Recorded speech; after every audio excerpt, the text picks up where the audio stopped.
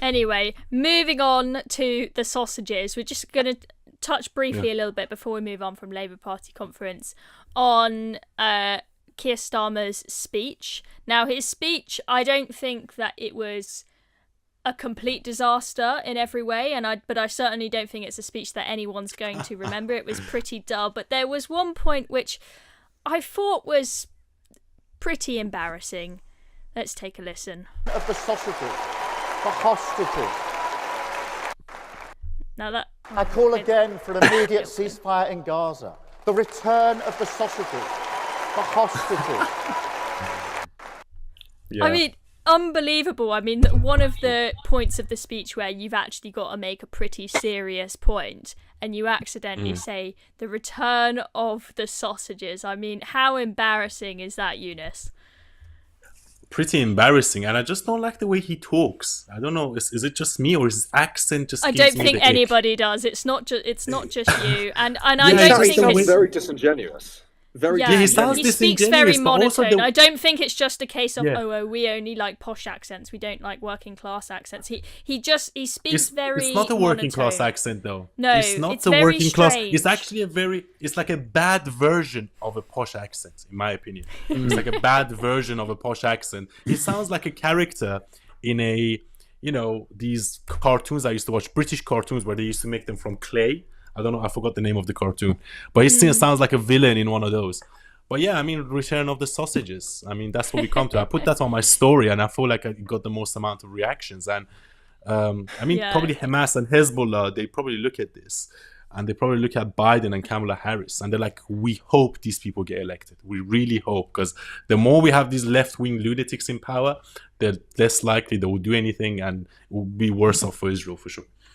Oh yeah, absolutely. I mean, people don't seem to realise it in the UK, but I think if you go to the Middle East and you talk to people and you ask why there are wars going on there, they're like, oh yeah, of course it's because you've got a bunch of weak leaders in the West. We just think, we can do whatever we want. We've had sleepy Joe Biden in power and now we got Keir Starmer.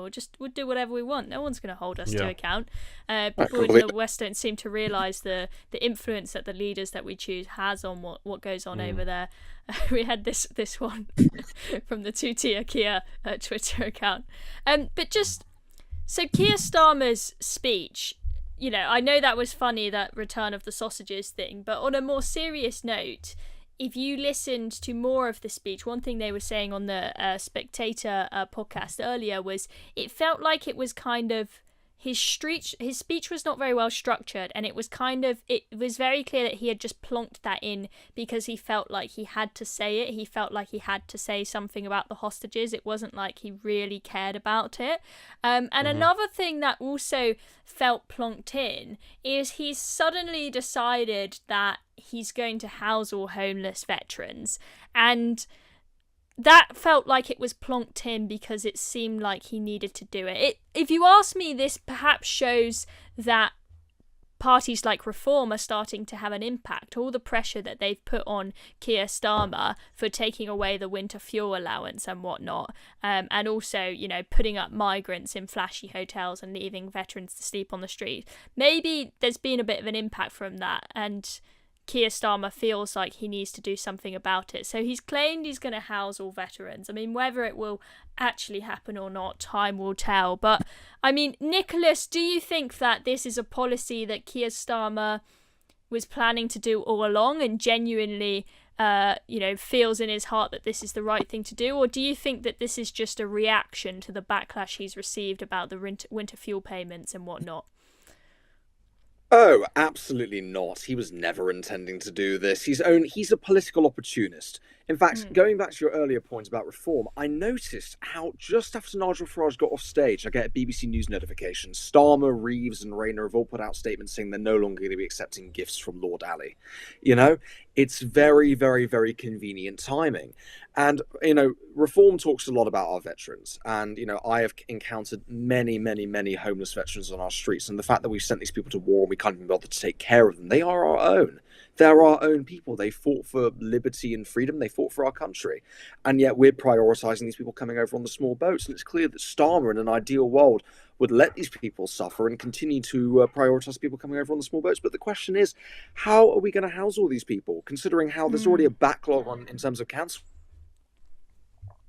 Very few council homes are being built at the moment, and what little is being built is all going towards the people coming over on the channel, coming over on the small boats across the channel. It's a complete and utter joke. It's a disaster. And so I think Keir Starmer's really pulling this out of his backside. He actually has no intention of ever doing it.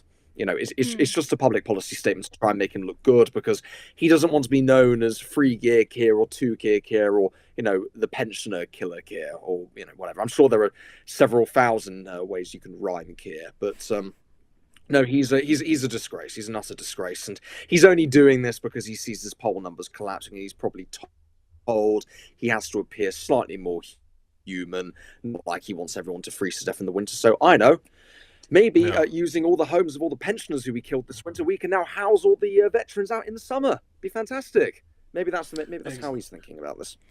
Exactly. And also, one thing I want to say about Keir Starmer's speech, it was so very obvious that he was either reading from something or he was looking at a teleprompter. And then you contrast that with Nigel Farage's speech, where he comes out. I'm sure there was a teleprompter somewhere, but he's speaking, off the cuff. Oh, no, there wasn't. He's responding there wasn't. Okay, so exactly. He's speaking off the cuff. No. He's engaging with the crowd. He's making jokes. So if I was a lawmaker, and I really mean this, we should ban teleprompters for politicians, because a politician should have such a clear view and a clear vision of what they want to do that they shouldn't need a teleprompter. It should come from the heart. They should speak it from the heart. And as you said, Chloe, it was just this monotone snooze fest where he was just reading off something, whether it's a teleprompter or a page in front of him. Whereas Nigel Farage's one was this, engaging, funny, light works going off, party vibe. And that's exactly what these two different leaders are. And as you said, but the thing is, if Keir Starmer wants to be more popular, he needs to be a bit more like Nigel Farage. He needs to be a bit more charismatic. He needs to be a bit more... I don't think he can. He's been going to voice coaching and stuff, apparently. He's trying, but he's just, I feel like Nigel's kind of born with something. Yeah, you can... Yeah. I mean, you can train it a bit. I mean, like when I was a kid, I was super shy. Like there are people who knew me when I was a kid who were like, I can't believe that you do what you do now, because when you're a kid, you wouldn't speak a word. So like you can train it to an extent, but I feel like he's tried and he's failed. I mean, we had someone, I've just brought up this comment, someone saying that his speech today was robotic and without passion. I think that's the case too. I think that if you are gonna speak passionately, you can't fake it unless you're a pretty epic actor. If you are not in politics because you genuinely love it and you genuinely care, for example, about these homeless veterans on the street, you're not going to talk with passion. People can read right through it, and that's the reality. Have you got what it takes to be a reasoned presenter? Well, send us a short clip of yourself to join@reasoned.uk, and we might be seeing you on this very channel very soon indeed.